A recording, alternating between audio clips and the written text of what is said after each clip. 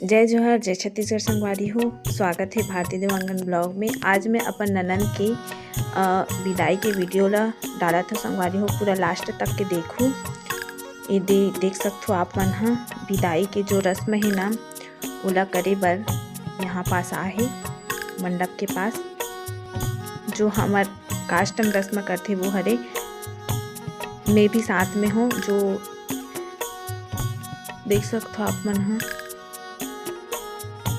पूरे लास्ट तक के मैं भी हो संगवारी हो। काबर की मोर शादी है पहले एक दिन पहले हो चुके रही से, ओकर वजह से मैं है ना अपन ननन के हर रस्म में शामिल हो रहा हूँ। कई जन मन कंफ्यूज भी हेवे कि मतलब शादी पहले हो रही से कि साथ में हो रही से करके साथ में हो रही से शादी है। और संगवारी हो इतना जन देखते हो वीडियो लेकिन सब्सक्राइब कोई नहीं करो, तो जल्द से जल्द मोर चैनल ला सब्सक्राइब करो संगवारी हो।